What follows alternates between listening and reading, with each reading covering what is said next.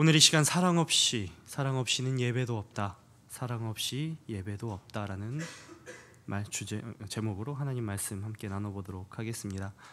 지난 시간에 이어서 말라기 1장을 함께 나누려고 합니다. 때문에 지난 설교에 대해서 말라기 1장의 전반부를 간략하게 정리하면서 이 시간 오늘 읽은 말라기 1장의 후반부 6절부터 14절까지의 말씀을 시작하려고 합니다. 이 작업은 단연코 오늘 본문에 본격적으로 들어가기 전에 필요한 작업이라고 생각합니다. 왜냐하면 지난 시간 우리가 함께 확인한 하나님 말씀은 말라기 1장뿐만 아니라 말라기 전체를 이끌어가는 중요한 중심 주제를 밝히고 있었기 때문입니다. 말라기는 1장 2절에서부터 5절까지 말씀을 통해서 그의 1차 독자들을 비롯하여 오늘날 우리들에게 밝히고자 하는 바가 무엇인지를 밝히고 있다는 것입니다. 바로 하나님은 우리를 사랑하신다는 것이었습니다. 하나님은 우리를 사랑하신다. 이것이 말라기 전체의 논지를 이끌어가는 전제이자 중심 주제입니다. 그렇다면 여호와의 사자 말라기가 하나님께서 우리를 사랑하신다는 것을 이스라엘 백성들과 오늘 이 시간 우리들에게 끝없이 강조했던 이유는 무엇이었습니까? 하나님의 사랑을 잊어버리고 하나님께서는 우리를 어떻게 사랑하시는가라는 불신의 물음을 가졌던 이스라엘에게 그들과 다른 하나님의 변하지 않고 또 지치지도 않는 하나님의 사랑을 확증하기 위해서였습니다. 하나님께서 우리를 어떻게 사랑하십니까? 라는 불신 가득한 이스라엘의 질문에 말라기는 어떻게 대답함으로 하나님의 사랑을 확증시킵니까? 먼저 질서를 파괴하기까지 너희를 사랑한다. 2절을 통해 장자 에서가 아닌 야곱을 사랑했다고 증거합니다. 두 번째 4절을 통해 에서의 후손 에돔의 성은 영원히 헐겠고 그러나 너희 이스라엘은 영원히 회복되리라라는 영원하고 무조건적인 하나님의 선택과 사랑을 보여주십니다. 마지막으로 5절 나 하나님은 너희들의 눈으로 보고 판단할 만큼 작은 하나님이 아니다. 너희들의 이해의 도량을 넘어서는 큰 능력과 큰 사랑을 가지신 만왕의 왕이자 큰 임금이다. 그런 하나님이 너희를 사랑하신다라고 말하고 있는 것입니다. 간략히 요약한 것이지만 위대하신 하나님이 우리를 향한 사랑이 뜨겁게 느껴집니다. 저만 그런가요? 왜 말라기는 이토록 위대하신 하나님의 사랑과 하나님을 온전히 사랑하지도 그리고 받지도 못하는 이스라엘을 말라기 서두에 강력하게 밝히면서 시작하는 것일까요? 그 이유는 이 시간 함께 나눌 말씀인 말라기 1장 6절에서부터 14절까지의 말씀을 보면 우리가 알 수 있게 됩니다. 우리가 읽은 본문 말씀은 하나님을 경외하지 않는 이스라엘을 보여주고 있습니다. 그리고 그들이 저질렀던 만행들에 대해서 이야기합니다. 바로 흠 있는 제물들로 하나님께 바쳐지고 제사를 번거로운 것이라 이야기하며 하나님을 조롱하는 코웃음치는 제사장들을 비롯한 이스라엘 백성들의 모습을 말입니다. 이스라엘은 여러 가지 모습으로 하나님을 경외하지 않았습니다. 그리고 하나님을 경외하지 않음은 하나님을 향한 사랑의 결여에서 비롯된 것임을 말라기는 서두에 밝히고 있는 것입니다. 다시 말해서 하나님을 경외함은 하나님을 사랑하는 것에서 기인한다는 것입니다. 하나님을 사랑하지 않으면 그분을 경외할 수 없습니다. 하나님을 사랑하지 않으면 찬송, 감사의 대상이 아닌 웃음거리로 하나님을 만들어버립니다. 하나님을 사랑하지 않으면 결코 그분께 예배할 수 없습니다. 그렇기 때문에 이스라엘의 불공정한 자세를 꾸짖기 전에 말라기는 하나님의 변하지 않는 그들에 대한 사랑을 증거하는 것입니다. 지난 2절부터 5절까지의 말씀이 하나님의 사랑을 변증하는 목적의 말씀이라면 오늘 함께 나눌 본문 말라기 1장의 후반부는 지난 말씀보다 우리에게 적용적인 말씀이 될 것입니다. 이 시간 먼저 하나님을 경외하지 않는 이스라엘의 모습을 우리 찾아볼 것입니다. 이는 우리 속에 있는 그들과 다를 바 없는 하나님을 경외하지 않는 모습을 발견하게 해줄 것입니다. 두 번째로 그들의 불공경의 이유는 무엇인가를 밝힐 것입니다. 당시 이스라엘의 타락한 제사, 하나님께 드리는 예배의 모습을 통해서 하나님을 향한 불공경의 원인이 하나님의 무심함, 하나님의 무능함에 있지 아니하고 바로 우리의 연약함과 더러운 죄성에 있음을 드러내기 위함입니다. 마지막으로 어떻게 하나님을 경외하는 이들이 될 것인가에 대한 물음의 답을 제시할 것입니다. 하나님 말씀이 우리에게 주시는 답을 통해서 단지 하나님 당신을 경외합니다, 하나님 우리를 긍휼히 여겨 주십시오 라며 기계처럼 입술로만 고백하는 것이 아니라 진정으로 우리의 믿음뿐만 아니라 통전적인 삶의 행동을 통해서 하나님을 경외함이 우리네의 삶에 녹아들게 될 것입니다. 이 과정은 마치 썩어버린 환부를 날카로운 메스로 찌르고 도려내는 듯한 우리의 연약한 믿음을 찌르고 도려내는 아픔이 있을 것입니다. 그러나 그 상처를 감싸주시고 만져주시는 하나님을 만나게 될 것입니다. 그리고 그것이 하나님의 완전한 치료이자 사랑임을 경험하게 될 것입니다. 본문으로 들어가기 전에 우리가 생각해야 할 것이 있습니다. 서두에 미리 밝혔듯이 이스라엘은 하나님을 경외하지 않았다는 것입니다. 그렇다면 하나님을 경외함이 무엇인지 우리가 한번 생각해 봐야겠습니다. 사실 경외함, 하나님을 경외하라 라는 말씀은 우리들이 자주 들어보았고 또 우리 머릿속에 들어있는 개념이긴 하지만요, 정확히 하나님을 경외한다는 것이 무엇인지 다른 이들에게 명확하게 설명할 수 없는 약간의 애매한 개념이기도 합니다. 그런 우리들에게 하나님을 경외한다는 것이 이것이다 라고 표현해 주는 말씀이 있습니다. 바로 시편 2편 11절 말씀입니다. 제가 읽어드리겠습니다. 여호와를 경외함으로 섬기고 떨며 즐거워할지어다.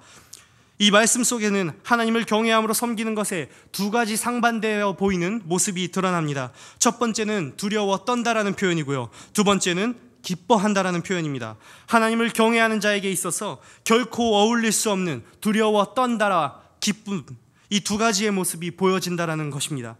그러나 이스라엘에게는 하나님을 두려워하는 모습도, 두려워 떠는 모습도, 또 기뻐하며 춤추는 모습도 있지 않았습니다. 이스라엘은 하나님을 경외하지 않았다는 것입니다. 이스라엘 제사장들의 모습을 통해서 확인할 수 있습니다. 먼저 6절, 하나님을 공경함이 없었습니다. 아들이 아버지를, 종이 주인을 공경하는 것이 당연한 것인데 하나님 아버지를 공경하지 못하고 있습니다. 그리고 주인 되신 하나님께 대하여 두려움도 없었습니다. 그런 제사장들을 향해 하나님께서는 내 이름을 멸시하는 제사장들아 라는 무서운 말씀을 하십니다. 그러자 제사장들은 6절 마지막 말씀을 통해서 하나님께 우리가 어떻게 주의 이름을 멸시하였습니까? 라는 반문을 던집니다. 물론 이 부분을 자세히 읽으신 분들은 궁금한 점이 생기실 것입니다. 이름을 멸시하는 것과 하나님을 경외하지 않음의 관계는 무엇인가라는 궁금증입니다. 하나님의 이름과 하나님을 경외함의 관계는 가까이는 말라기 3장 16절 말씀을 통해서 확인할 수 있습니다. 여호와를 경외하는 것이 여호와의 이름, 그 거룩한 이름을 존중히 여기는 것과 같다는 것입니다. 말라기 3장 16절 말씀이요. 그렇다면 이스라엘의 제사장들은 어떻게 하나님의 이름을 욕보이며 하나님을 경외하지 않았습니까? 7절에 더러운 떡 하나님의 제단에 드렸고 8절에 저는 것, 병든 것을 하나님의 제단에 바쳤으며 13절에 훔친 물건을 하나님께 드렸습니다. 레위기 22장 함께 찾아보겠습니다. 지금 함께 찾아보겠습니다. 레위기 22장입니다. 2절을 보시겠습니다. 아론과 그의 아들들에게 말하여 그들로 이스라엘 자손이 내게 드리는 그 성물에 대하여 스스로 구별하여 내 성호를 욕되게 함이 없게 하라. 나는 여호와니라. 여기서 성호란 홀리네임, 거룩한 이름을 의미합니다. 즉 그 성물이 온전치 않음은 하나님의 거룩한 이름을 욕되게 하는 것입니다. 또한 20절, 레위기 22장 20절과 22절 그리고 23절 그 말씀은 흠 있는 것은 무엇이나 너희가 드리지 말 것은 그것이 여호와 하나님께서 기쁘게 받으심이 되지 못할 것이며 기쁘게 그 제물들, 그 제단에 바친 그 제물을 받으시지 않으신다고 우리들에게 증거하고 있는 것입니다. 사랑하는 여러분, 이렇듯 이스라엘 백성들과 제사장들은 구별되지 못한 흠 있는 제물로 하나님의 이름을 욕보였습니다. 그러나 그들은 이에 그치지 않고 하나님뿐만 아니라 여기 계신 여러분들까지도 속상하게 만드는 불공경의 모습을 보여줍니다. 9절, 하나님께 은혜를 구하면서 우리를 불쌍히 여기소서. 흠 있는 제물을 하나님께서 드리면서 은혜를 구하며 긍휼을 베풀어 달라 말하는 이스라엘의 뻔뻔하고 후안무치한 모습을 발견할 수 있게 됩니다. 우리 한 가지 더 찾아보겠습니다. 13절 말씀입니다. 너희가 또 말하기를 이 일 하나님께 드리는 제사가 얼마나 번거로운가 하며 얼마나 번거로운가 고웃음치며 훔친 물건들, 저는 것들, 병든 것을 가져왔다고 증거합니다. 앞서 열거한 흠있는 제물은 2차적인 문제입니다. 1차적인 문제는 이스라엘의 제사장들과 백성들의 부패한 태도, 그러한 제물들을 가져온 이스라엘 백성들과 그러한 부패한 제물들을 받아들였던 그 제사장들의 그러한 썩어빠진 정신에 있다는 것입니다. 이 하나님을 공경하지 못함에 하는 제일 문제가 있는 것입니다.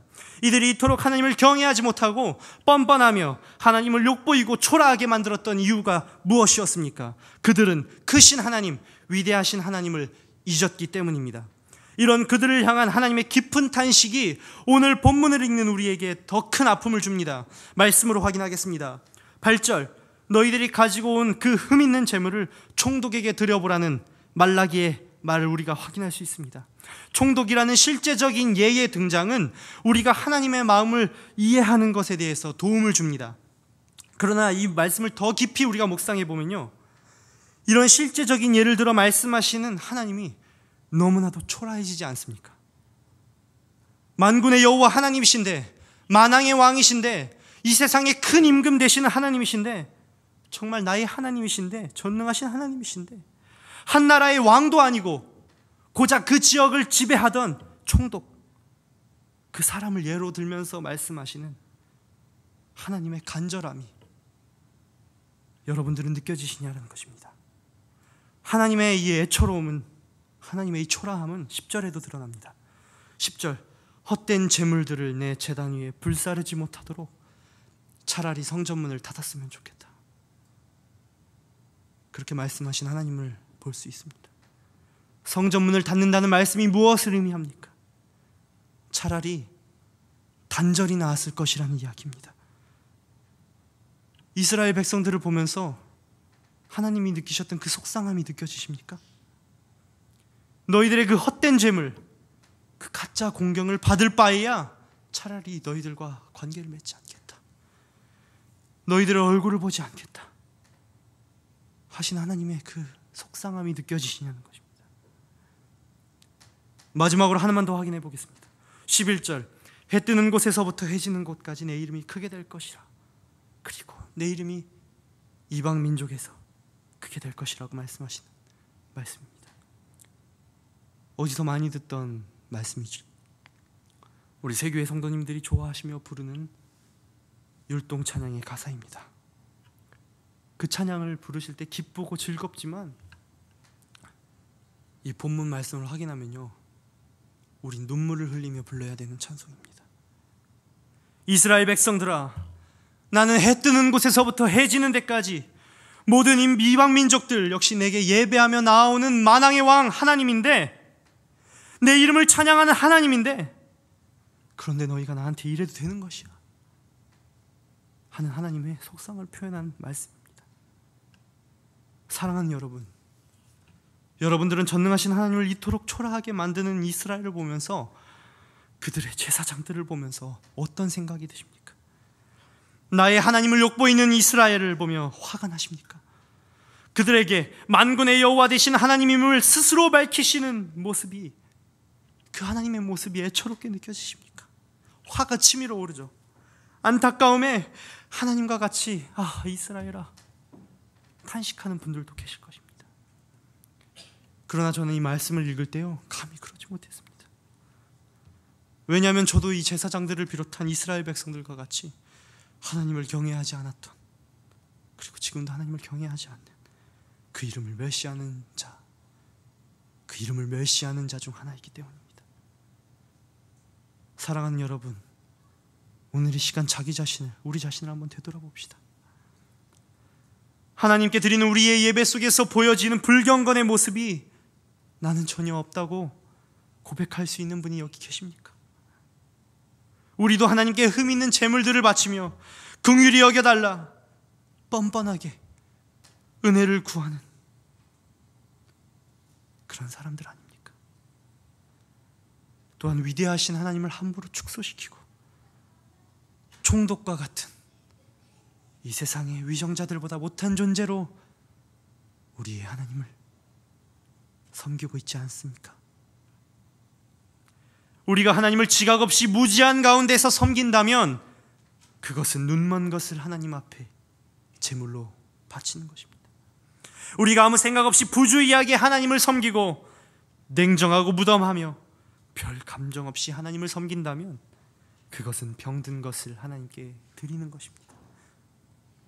우리가 진심이 아니라 겉으로만 하나님을 섬긴다면 그것은 저는 것을, 우리가 온갖 헛된 생각과 잡념들을 가지고 하나님께 예배드린다면 그것은 찢긴 제물들을 하나님께 드리는 것입니다. 이런 우리들의 불공경의 모습들을 보면서 하나님은 이스라엘에게 하셨던 그 깊은 탄식을 우리에게도 하십니다. 얘들아, 나는 하나님이다. 내가 세상의 위정자들보다 못하느냐? 성전문을, 예배의 자리를 폐하고 싶구나. 너희의 그런 거짓된 예배와 섬김을 받지 않아도 세상의 모든 민족들이 내게 나아온단다. 너희의 불공경한 모습을 더 이상 보고 싶지 않구나 라는 탄식을 하신다는 것입니다. 우리의 예배와 삶 가운데 보여진 하나님을 향한 불공경, 이 불공경의 원인이 무엇입니까? 우리 먼저 본문 속 이스라엘은 왜 타락했는지 살펴봅시다. 그들의 불공경의 원인은 무엇이었습니까? 도대체 이스라엘을 왜 타락했을까? 그 질문에 대한 답을 살펴보겠습니다. 먼저 배경을 살펴봐야 합니다. 말라기의 1차 독자들은요, 포로기 이후의 유대 민족입니다. 포로에서 풀려난 지 약 100년 긴 시간이 흘렀고 그 시간 동안 하나님의 통치를 기다렸으나 나아지지 않는 자신들의 처지를 보면서 그들의 인내가 바닥나 버렸습니다. 하나님은 우리 이스라엘과 함께하지 않는다, 그 생각이 사람들 가운데 가득했던 것입니다. 이들의 모습이 이해되지 않습니까?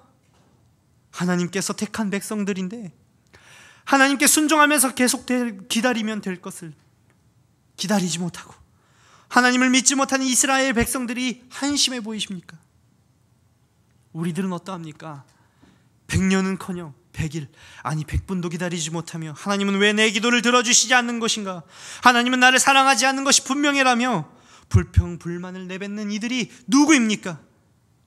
하나님께서 나를 사랑하지 않는다는 생각은 곧 하나님을 경외하지 않음으로 전개되어 가고, 하나님을 경외하지 않음은 하나님께 드리는 제사의 불경건한 모습으로 나타났습니다.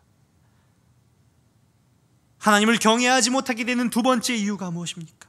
그들은 하나님의 위대하심을 잊었습니다. 11절 말씀과 같이 그 크신 능력이 이방 민족에게까지 미쳐서 그들의 찬양까지도, 이방 민족들의 찬양까지도 받으시는 그 하나님인데, 이스라엘 백성들은 자신의 나라 이스라엘 하나조차 어찌할 수 없는, 어쩌지도 못하는 부족한 하나님으로 전락시켜 버렸습니다. 뿐만 아닙니다. 이스라엘 백성들은 12절, 13절 말씀을 통해서 무엇이라고 이야기합니까? 그러나 너희는 말하기를 여호와의 식탁은 더러워졌고 그리고 경멸히 여길 것이다. 그들 스스로 여호와 하나님을 규정하며 제사드림을 번거로운 것이라 이야기합니다. 하나님을 한계짓고 규정하는 것은 우리들의 큰 실수이자 죄입니다. 하나님을 한계짓는 것이 어떻게 하나님께 드리는 예배의 번거로움으로 나타납니까? 하나님께서 설마 여기까지 날 사랑하시겠어? 설마 여기까지 나와 함께 하시겠어? 여기서부터는 내 몫이야 라는 그들의 생각이 결국 하나님의 능력을 부족하게 만들었고, 그런 그들에게 하나님을 전적으로 신뢰합니다, 하나님의 도움을 구합니다 라며 나오는 제사, 예배는 굳이 드리지 않아도 되는 번거로운 것이 되어버렸다는 것입니다. 정리하면 그들의 고난 중에 바닥난 인내심이 하나님은 날 사랑하지 않아, 하나님은 날 도와주기에 그 능력이 터무니없이 부족하다, 부족한 하나님으로 전락시켜 버렸으며, 그러므로 인해 하나님의 능력을 전적으로 신뢰한다는 그 예배는 가치를 상실하고 번거로운 것으로 인식하게 되었다는 것입니다. 사랑하는 여러분, 여러분들이 드리는 예배를 번거로운 것으로 여기게 하며 흠 있는 재물을 하나님께 드리는, 하나님을 경외하지 못하는 삶으로 살게 하는 요인은 무엇입니까? 먼저는 사랑의 상실이라는 것입니다. 하나님은 나를 사랑하시는가라는 질문에, 하나님은 나를 사랑하는가라는 질문에 우리 한번 스스로 대답해 봅시다. 맞아, 하나님은 날 사랑하셔. 말라기 선지자가 1장 서두에 그렇게 강조했던 이 고백이 오늘 이 자리에 모인 여러분들의 입술 가운데에 고백되어지고 있습니까? 힘든 고난 가운데에 하나님께서 정말 나를 사랑하고 있는 것이 맞는가라 하며 그 의문이 생기거나, 혹은 하나님 나를 사랑하지 않아, 하나님 나를 사랑하신다면 이러지 말으셔야지 라는 생각이 들고 있다면 결코 하나님을 온전히 경외할 수도, 그분께 예배할 수도 없습니다. 사랑하지 않으면 하나님을 경외할 수 없습니다. 사랑하지 않으면 하나님께 예배할 수 없습니다. 두 번째로 하나님을 경외하지 못하는 삶을 살게 하는 요인이 무엇입니까? 바로 하나님의 위대하심을 상실했기 때문입니다. 사랑하는 여러분, 여러분들 가운데 혹시 위대하신 하나님의 역사를 기억하지 못하거나 아니면 아예 경험조차 하지 못한 이들이 이곳에 계십니까? 홍해가 갈라져 이스라엘 백성들을 이끌어내셨던 것처럼, 넘을 수 없어 보였던 큰 성 여리고를 무너뜨린 것처럼 온몸을 쩌릿쩌릿하게 만드는 그 하나님의 역사, 그 엄청난 전율로 말미암아 두려워 떨게 만들었던 그 경험, 하나님을 경외할 수밖에 없도록 만들어버린 그 하나님의 능력을 그새 잊어버리셨습니까? 아니면 정말 경험한 적이 없습니까? 저 같은 이가 하나님의 말씀을 정하고 이곳에 모인 여러분들이 하나님의 말씀을 듣고 가슴이 뜨거워지며 전능하신 하나님께서 우리의 아버지가 되신다라는 일이 결코 이스라엘이 경험했던 홍해가 갈라진 경험과 다르다고 말할 수 있습니까? 죽은 이가 살아나고 못 보던 이가 눈이 뜨여지는 일들과 여러분들이 예수 그리스도를 믿고 하나님을 영접한 일과 정말 다르다고 생각하십니까? 그렇다면 우리 고된 삶 가운데, 우리 힘든 삶 가운데 잊혀진 위대하신 하나님의 영광과 그 사랑을 우리는 어떻게 회복할 수 있습니까? 어떻게 우리는 하나님을 경외하는 삶을 살 것인가, 진정한 예배자의 삶을 살 것인가, 두 가지로 증거합니다. 먼저 우리가 거룩한 제물이 되어야 한다는 것입니다.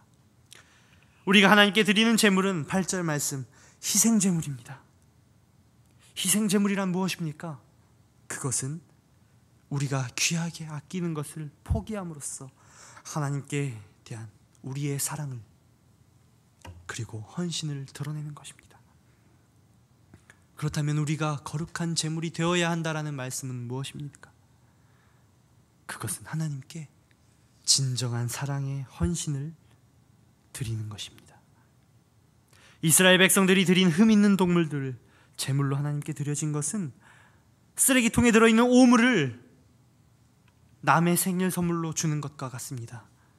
여러분들도 이스라엘 백성들처럼 자신에게 있는 쓰레기들을 선물이라 말하며 하나님께 드릴 것입니까? 하나님께서는 우리들의 쓰레기를 받지 않으십니다. 그리고 비록 완전치 못하더라도 교회는 그리스도의 몸입니다. 무성의한 예배는 그리스도의 신령한 몸에 대한 모독입니다. 우리 얼마 전 추수감사주일에 드렸던 성찬 예배를 생각해 봅시다. 그 시간 여러분들이 누렸던 그 은혜, 예수 그리스도의 그 살과 피의 감격이 모든 예배와 여러분의 삶 가운데 넘쳐나셔야 합니다.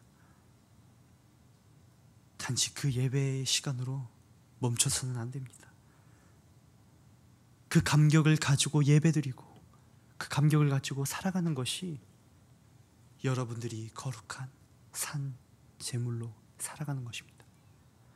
또한 그 제물이 누구에게 드려지는 제물인가 생각해 봅시다. 길에서 구걸하고 있는 거지에게 주는 제물입니까? 전능하시고 위대하신 하나님께 드리는 제물입니다. 사랑하는 여러분, 우리가 거룩한 산 제물이 될 때에 그 모습 속에서 하나님을 경외하는 삶과 진정한 예배자의 삶이 드러나게 되는 것입니다. 거룩한 제사에 사랑의 희생 제물 되어서 하나님께 영광 돌리는 세교의 성도님 되시기를 간절히 소망합니다. 두 번째로, 위대하신 하나님의 영광을 구하는 삶이 하나님을 경외하는 삶이며 곧 예배자의 삶이라는 것입니다. 12절과 13절 통해서 살펴봅니다. 하나님의 영광은 여기까지가 없습니다. 결코 우리가 규정 지을 수 없는 분이며 그 능력입니다. 여기까지가 없는 하나님의 영광과 그 능력을 우리는 어떻게 경험할 수 있습니까? 먼저 왜 우리가 하나님의 영광을 경험하지 못하는가를 살펴봐야 합니다. 그 이유는 우리가 하나님을 피상적으로 구하기에 그렇습니다. 우리가 하나님께 그 영광을 피상적으로 구하기에 그렇다는 것입니다. 느헤미야 1장 11절 말씀을 다시 한번 기억해 봅시다. 주여 구하오니 귀를 기울이사 종의 기도와 주의 이름을 경외하기를 기뻐하는 종들의 기도를 들으시고 오늘 종이 형통하여 이 사람들 앞에서 은혜를 입게 하옵소서 하였나니 그때에 내가 왕의 술 관원이 되었느니라. 느헤미야는 하나님을 경외하기를 기뻐함으로 기도하였습니다. 그리고 그가 구했던 것은 형통함과 사람들 앞에서 은혜를 입게 됨이었지, 결코 그가 하나님, 제가 하나님의 왕의 술 맡은 관원이 되겠습니다, 되게 해주십시오라는 기도를 드린 것이 아닙니다. 그러나 우리는 너무나도 껍데기, 이 피상적인 껍데기만을 추구하며 피상적인 축복 내지는 해결책을 하나님께 구합니다. 그렇다면 우리는 어떻게 하나님의 능력을 구해야 합니까? 저는 하나님의 능력을 구하는 데 있어서 본받을 모델을 성경 가운데에 모세가 제일이라고 생각됩니다. 출애굽기 33장 18절 19절을 찾아보겠습니다. 출애굽기 33장 18절 19절을 우리 함께 찾아보겠습니다. 그리고 한 목소리로 우리 함께 읽어보겠습니다.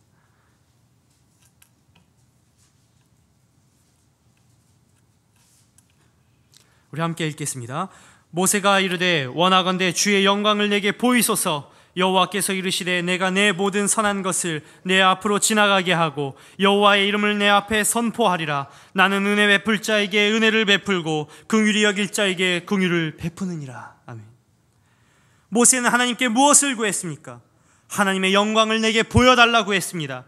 그러자 하나님께서는 그 스스로 그의 영광스러운 능력을 구하는 자 앞에 허락하시며 여호와의 이름을 선포하십니다. 그리고 은혜가 필요한 이들에게 은혜를, 긍휼이 필요한 이들에게 긍휼을 베푸신다 약속하십니다. 때로는 우리가 하나님께 구체적으로 구해야 할 때가 있을 것입니다. 그리고 그렇게 저도 기도하고 싶습니다. 왜냐하면 너무나도 급한 문제를 앞두고 있기도 하며 간절하기 때문일 것입니다. 그러나 우리가 하나님의 영광을 나타내심을 온전히 의지함으로 구해야 하는 이유는, 그의 영광을 온전히 구해야 하는 이유는 역시 모세를 통해서 찾을 수 있습니다. 출애굽기 15장 11절 말씀은 여호와여 신중에 주와 같은 자가 누구니이까? 주와 같이 거룩함으로 영광스러우며 찬송할 만한 위엄이 있으며 기이한 일을 행하는 자가 누구니이까? 라며 고백하는 모세를 볼 수 있습니다. 바로 홍해 기적 이후에 여호와를 찬송하는 모세의 노래입니다. 우리가 위대하신 하나님의 영광을 구할 때에 피상적으로 구하지 아니하며 하나님의 영광을 구하는 것이 왜 하나님을 경외할 수밖에 없는 이유가 되는지 이해가 되십니까? 우리가 하나님을 전적으로 의지하며 그의 영광을 구할 때에 하나님께서는 우리가 피상적으로 구하는 대로 주시는 분이 아닌 그의 영광과 위엄으로 기이한 일을 행하시는 분이시기 때문입니다. 결코 우리가 예상할 수 없는 분으로, 예상할 수 없는 모습으로 행하시는 분입니다.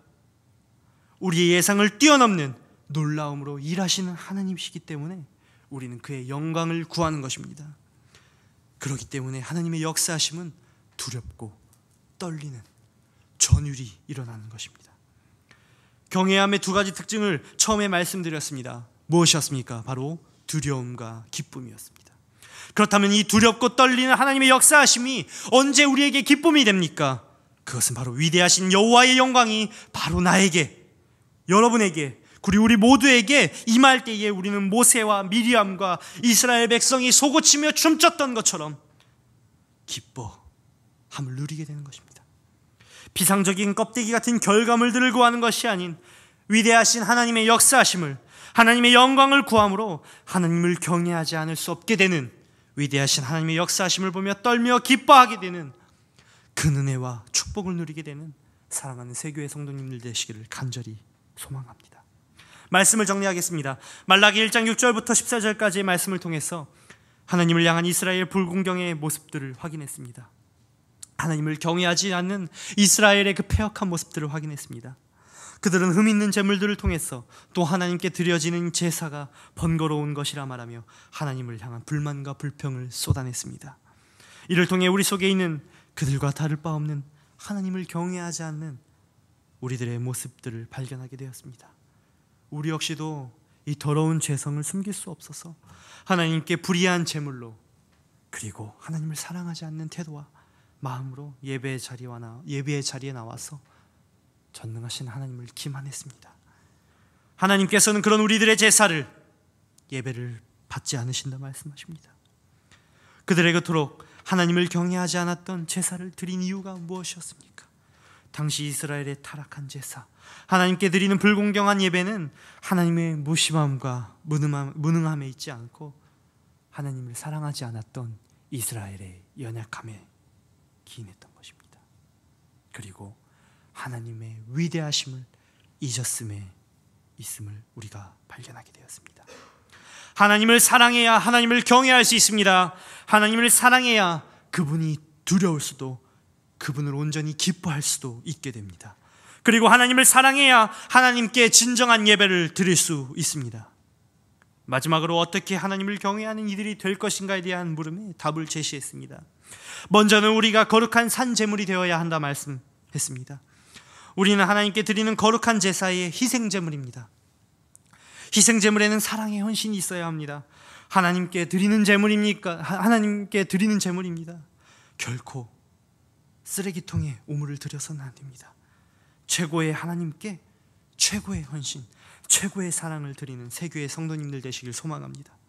또한 위대하신 하나님의 영광을 구하는 삶을 살아야 합니다. 위대하신 하나님의 영광을 구하는 이들에게 하나님께서는 은혜와 긍휼을 베푸신다 약속하십니다. 그리고 하나님의 능력을 구함에 있어서 결코 비상적이지 말아야 하는 이유는 하나님께서 하실 역사는 우리의 생각으로는 가늠할 수도 없는 기이한 일들이기 때문입니다. 홍해가 갈라지며 여리고성이 무너지고 죽은 이가 살아나며 예수 그리스도를 내 구세주로 영접하는 일은 우리를 전율하게 만들며 그 영광이 나에게 임할 때에 우리는 기뻐 춤출 수 있습니다. 바로 이것이 우리가 하나님을 경외하는 삶을 살기 위해서 하나님의 영광을 구해야 하는 이유입니다. 위대하신 하나님의 영광을 구하며 그분을 사랑하고 경외하며 예배함으로 기이한 일들과 같은 놀라운 하나님의 능력과 은혜를 넘치도록 받는 사랑하는 세교의 성도님들 되시기를 간절히 소망합니다.